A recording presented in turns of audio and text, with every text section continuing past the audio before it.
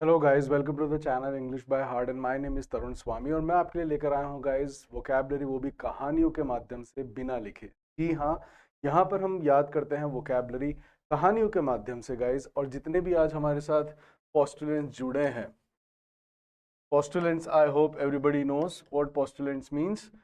And जितने भी veteran हैं, आप सभी का वेलकम है। एंड आज मैं आपके लिए जो एनेक्डोट लेकर आया हूँ वह भी एक फेबल है।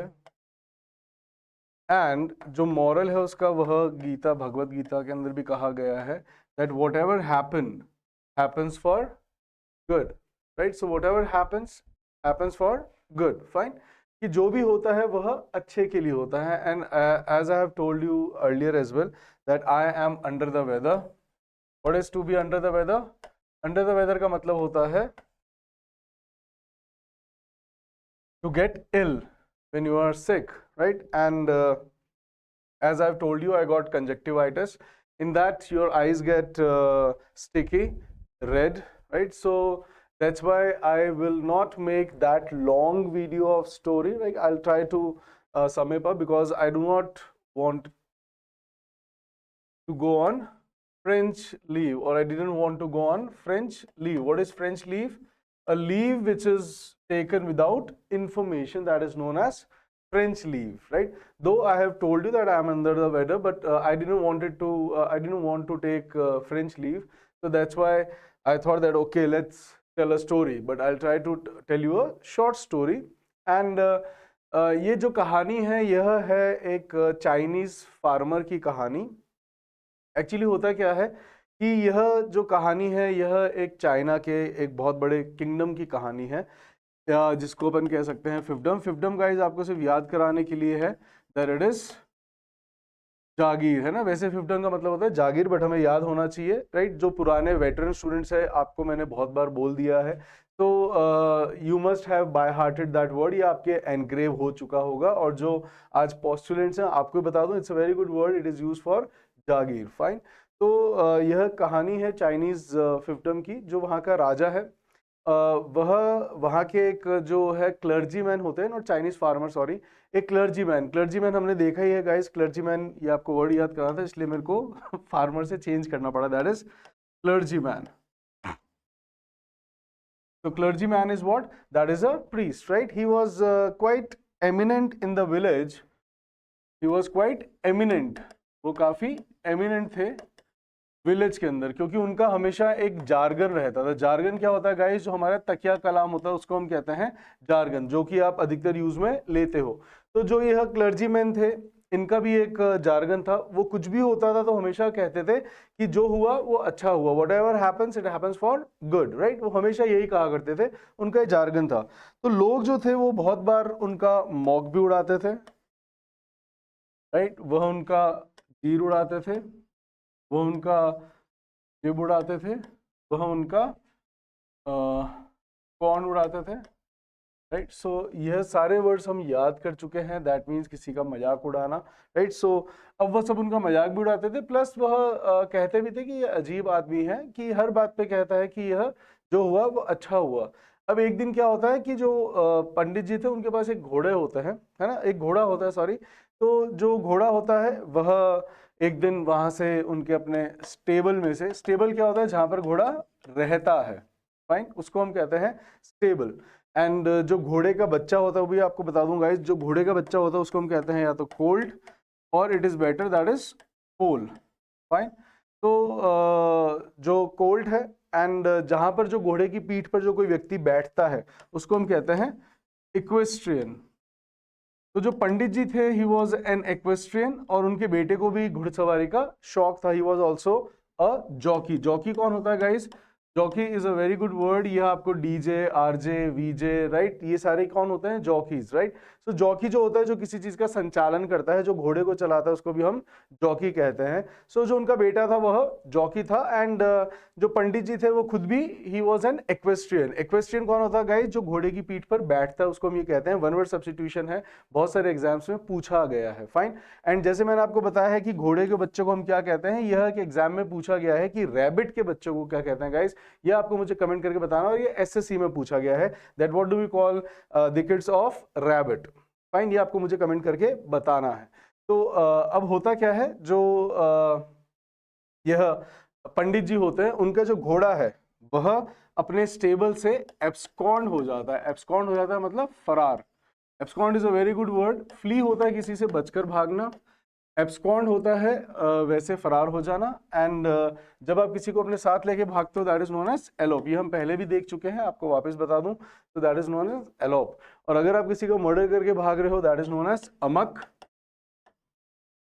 और अगर आप कोई सामान लेके भागते हो that is known as decamp. कि कोई किसी ने चोरी करी है ना, वो सामान लेके भाग रहा है, उसको हम कहते हैं डी कैम्प। फाइन, सो ये अलग अलग भागने के तरीके हैं। जो कोई व्यक्ति, ऐसा व्यक्ति जो किसी देश के कानून से भाग रहा होता है उसको हम कहते हैं फ्यूजिटिव, भगोड़ा। Right, one who is absconding from any law of the country that is known as fugitive. Fine, so these are very good words. तो जो पंडित जी होते हैं, जो क्लर्जी मैन होते हैं, उनका जो घोड़ा है वह एब्सकॉन्ड कर जाता है। अब जो लोग कहते हैं कि अरे पंडित जी ये तो आपके साथ बहुत बुरा हुआ है ना, लेकिन पंडित जी कहते हैं दैट इज ओके, है ना, जो भी होता है वह अच्छे के लिए होता है। तो अब जो लोग हैं वो उनका मजाक उड़ाते हैं। कुछ लोग जो है वो बहुत ज्यादा स्टंट हो जाते हैं सुनकर कि कैसे मोरॉन आदमी है, कैसा इंसेन आदमी है, कैसा निटविट आदमी है, मंदबुद्धि आदमी है, कि हमेशा अगर अभी तो लॉस हुआ है, घोड़ा चला गया है ना, इतने रुपयों का आता है 50,000 का, और ये चला गया, और वो कह रहे हैं कि जो हुआ अच्छा हुआ। तो ये सुन के लोग बहुत ज्यादा स्टंट भी हो जाते हैं, फ्लमॉक्स हो जाते हैं। Flummox is a very good word guys. ये हमने कल पैसेज के अंदर भी देखा था, मैंने बताया था how to do the passages, right. तो जो लोग हैं वो फ्लमॉक्स हो जाते हैं कि कैसे आदमी है ना। अब क्या होता है कि जो उनका घोड़ा भाग जाता है वो कुछ दिनों बाद वापस लौट आता है। तो व्हेन ही रिटर्न्स, तो जब वो रिटर्न करता है तब वो अपने साथ 4 घोड़े और लेकर आ जाता है ना। तो अब जो है वो लोग बड़े आश्चर्यचकित होते, बोले वाह, और वो जाके उनको बधाइयां देते हैं कि अरे वाह, आपका घोड़ा तो 4 घोड़े और लेकर आ गया। लेकिन वो सारे क्या होते हैं, वाइल्ड हॉर्सेस होते हैं। अब क्या होता है कि जो पंडित जी का बेटा है, जो जॉकी होता है, वो बाकी सारे घोड़ों को क्या कर रहा होता है, टेम कर रहा होता है। टेम आपको पता ही है गाइस, टेम का मतलब होता है पालतू बनाना। It is just the opposite of wild. तो अब वह उनके ऊपर व्हाट डू वी कॉल, एक इक्वेस्ट्रियन बन रहा था, उनके ऊपर बैठने की कोशिश कर रहा था। Equestrian is a good word, ये आप ध्यान रखिएगा। और जो घोड़े के ऊपर जो एक लगाम होती है ना, उनको पहली बार रेन पहनाई गई। उन्होंने मेडन बार, that was the maiden time, जब उन बाकी जो 4 वाइल्ड घोड़े थे उनको रेन पहनाई गई। रेन क्या होती है गाइस, लगाम, है ना। ये एक अच्छा वर्ड है, ये बहुत बार न्यूज़पेपर में आता है। जैसे पुलिस है वह रेन लगाना चाह रही है, दैट मींस लगाम लगाना चाह रही है ऑन द क्राइम और on what you call drugs, नशे के ऊपर, तो दैट इज रेन, है ना। और ये व्हाट डू कॉल, इसका जो लीश होता है, लीश भी होता है जो कुत्ते का होता है, रेन होता है वो घोड़े का होता है ना। एक और इसका जो वर्ड होता है दैट इज सैडल। सैडल हमने देखा था, जो घोड़े की जो काठी होती है, जो गाड़ी घोड़े की जो सीट होती है, उसको हम कहते हैं सैडल। एंड सैडल इज जिसकी तरफ भी आप दोनों तरफ पैर करके बैठ सकते हो, that is known as saddle seat. Fine.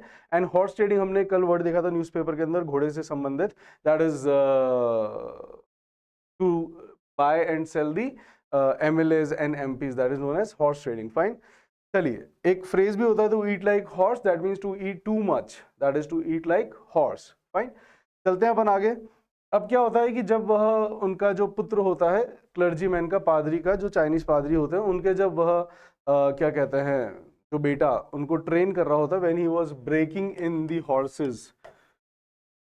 Break in का मतलब होता है ट्रेन करना, ब्रेक इनटू का मतलब होता है टू एंटर फोर्सफुली, जब आप कहीं पर जबरदस्ती घुस जाते हो, that is known as break into. ये आपको न्यूज़पेपर में हम जब पढ़ेंगे, जब कभी चोरी वोरी की जो खबरें होंगी, तो उसमें आपको ब्रेक इनटू यह मिलेगा। फाइन। एंड ब्रेक डाउन तो आपको पता ही है, it is a failure of a machinery, ये हमने देखा ही था। देन ब्रेकआउट आपने हमने देखा है, यह फ्रेजल वर्ब्स होते हैं गाइस। फ्रेजल वर्ब्स क्या होता है, जब आप किसी वर्ब के साथ, जब आप किसी वर्ब के साथ अलग अलग प्रेपोजिशन लगाकर उनका मीनिंग चेंज कर देते हो, they are known as phrasal verbs. Fine. जैसे कि ब्रेक इन मतलब ट्रेन, ब्रेक इन टू का मतलब हो गया जबरदस्ती घुसना, ब्रेक डाउन का मतलब फेलियर ऑफ एनी सिस्टम और machinery, breakout rate sudden start और spread, that is known as breakout, है ना। द फायर ब्रोक आउट, तो एकदम से जो आग है वह स्टार्ट हो गई, फैल गई, that is known as the news broke out, है ना, कि जो न्यूज है वह एकदम से स्टार्ट हो गई, so that is breakout. And breakup you know better. Fine. So these are known as phrasal verbs. So he was, when he was breaking in the horses, तभी क्या होता है, he was inflicted by the injury. Inflicted मतलब प्रभावित, वह inflicted हो जाता है इंजरी से, एंड उसका जो पैर है, उसकी जो हड्डी है वह स्नैप हो जाती है. क्या हो जाती है? स्नैप, दैट इज टूटना. अब क्या होता है कि जब उसके लोगों को पता पड़ता है कि अरे पंडित जी का जो बेटा है उसकी जो है पैर की हड्डी टूट गई है, तो लोग जो आते हैं वह आते हैं कंसोल करने के लिए. एक होता है कॉन्डोलेंस, है ना. कॉन्डोलेंस कब होता है गाइस? जब कोई मृत्यु, जब कोई डिमाइस हो जाता है तब हम पे करते हैं कॉन्डोलेंस. फाइन. तो अभी यहाँ पे कंसोल करने के लिए आते हैं, उनको सिंपैथी देने के लिए आते हैं कि ठीक है उनके बेटे का, लेकिन वो कहते हैं कि जो हुआ वो अच्छा हुआ. अब जो लोग हैं वो बहुत ज़्यादा स्टूपिफाइड हो जाते हैं, बहुत ज़्यादा स्टंड हो जाते हैं, बहुत ज़्यादा गॉबस्मैक्ड हो जाते हैं, बहुत ज़्यादा अपॉल्ड हो जाते हैं. ये हमने बहुत सारे वर्ड्स याद कर रखे हैं. मैं एक बार सारे वर्ड्स जो है वह यहाँ पे लिख देता हूँ. एस्टॉनिश भी हमने याद कर रखा है, एस्टाउंड भी हमने याद करा है, स्टन भी हमने याद करा है, स्टार्टल भी हमने याद करा है. Right. Startle is also to be surprise. Appalled भी हमने याद करा है. राइट. फ्लैबरगास्टेड भी हमने याद करा है. So we have learned so many words for surprise, that is stupefied, gobsmacked, astonish, astound, stun, startle, appalled, flabbergasted, right? तो जितने भी नॉविस हैं या जितने भी नियोफाइट्स हैं, पोस्टुलेंट्स हैं, मैं आपको बता दूं गाइस कि जैसे जो वेटरन स्टूडेंट्स हमने इतने सारे वर्ड्स याद कर लिए हैं तो आप भी याद कर लेंगे, है ना. बट जैसे कि मैंने अभी आपको बताया कि try to by heart one word and इसको फिर कहीं यूज कर लें. That is very important. अगर आप यूज कर लेते हैं, अब भी आप सरप्राइज होते हैं, आपको कोई सरप्राइज करता है तो आप कह सकते हैं I am stupefied, I am stunned rather than shocked और सरप्राइज. अगर आपने इनको यूज कर लिया देन फिर आपको कभी भी उस वर्ड को वापस देखने की जरूरत नहीं होती है ना. जैसे कि अगर हम बात करें happy, happy is an easy word और डिफिकल्ट वर्ड? इजी और डिफिकल्ट कुछ नहीं होता ना. जो हमें पता है दैट इज इजी, जो हमें नहीं पता है दैट इज डिफिकल्ट. हमें पता है इजी इसलिए हैप्पी इसलिए हमें इजी लगता है, बट हमने उसको इजी बनाया है यूज कर करके. फाइन. सो यहाँ पर यह वर्ड्स भी आपको क्या करना है गाइस, इनको यूज करना है डे टू डे लाइफ के अंदर. अब जब वह पंडित जी जब कहते हैं, जो क्लर्जीमैन है, कि जो हुआ वो अच्छा हुआ, लोग जो है यह सुनकर बहुत ज्यादा stupefied, gobsmacked, astound, stunned, startled, appalled, flabbergasted हो जाते हैं. तो अब क्या होता है कि थोड़े दिन बाद जो राजा होता है ना, अब राजा का यहाँ पर क्या होता है कि जो पड़ोसी सेना है वह it waged a war on that kingdom, है ना. वह जहां पर प्रीस्ट रहते थे उनके किंगडम के ऊपर ही वेज्ड वॉर. वेज एक बहुत अच्छा वर्ड है गाइज. यह उन वर्ड्स में से है जिनके दो मीनिंग होते हैं. जैसे कि आपके हिंदी में भी होते हैं, इंग्लिश में भी होते हैं कि कोई एक वर्ड जैसे विप है वह कोड़े भी होता है एंड विप किसी को हटाना भी होता है. वैसे ही जो वेज है ना, जैसे कैरेट जो है वह आप गाजर को भी कहते हो, बट कैरेट हम इंसेंटिव्स को भी कहते हैं. वैसे ही जो वेज है, वेज आप किसी वॉर स्टार्ट करने को भी कहते हैं, और वेज जो आप भत्ता है उसको भी कहते हैं. तो यहाँ पर जो है पड़ोसी राज्य उनके ऊपर वेज वॉर, है ना, तो वो उनके ऊपर हमला कर देता है. तो अब राजा को क्या है कि अपने सेना को बड़ा करना होता है, बिकॉज जो पड़ोसी सेना है वह उनकी सेना को आउट नंबर कर देती है. आउट नंबर क्या होता है गाइस? किसी को अपने से कम नंबर में ले आना, या अपने से कम संख्या में जो होता है उसको हम कहते हैं out number. So it out numbered the Kings what you call, जो किंगडम जो जिसके अंदर प्रीस्ट रहते हैं, जो क्लर्जीमैन रहते हैं. तो वहां पर क्या होता है, रिक्रूटमेंट चल रहा होता है. राजा का जो है वह डिक्री था. डिक्री क्या होता है? ऑर्डर. तो यहाँ पर राजा का डिक्री था कि हर घर से एक जवान लड़का जाएगा. अब जो प्रीस्ट है सबको पता था कि उनका भी एक यंग, उनके भी एक लैड है. लैड क्या होता है? Young boy. और लेसेस, लेसेस होती हैं यंग लड़कियां. फाइन. तो lads and laces, so that is young boys and young girls. तो अब जो है यहाँ पे यंग लैड्स, जो लैड्स होते हैं उनकी यहाँ पे रिक्रूटमेंट हो रहा होता है. तो वो उनके घर पहुंचते हैं, लेकिन देखते हैं कि he is infected by injury, तो वो उसको वहां पर छोड़ जाते हैं. They leave him, they what you call shun him. वो उसको त्याग देते हैं कि नहीं हम इसको नहीं लेके जाएंगे. तो अब जब लोग होते हैं वो आते हैं कि अरे पंडित जी क्या बात है, जो आपने सही कहा था कि जो होता है वह अच्छे के लिए होता है. So the moral of the story is guys कि whatever happens it happens for good. Krishna ने भी कहा था कि जो हुआ वो भी अच्छा हुआ, जो हो रहा है वो भी अच्छा हो रहा है, और जो होगा वो भी अच्छा ही होगा.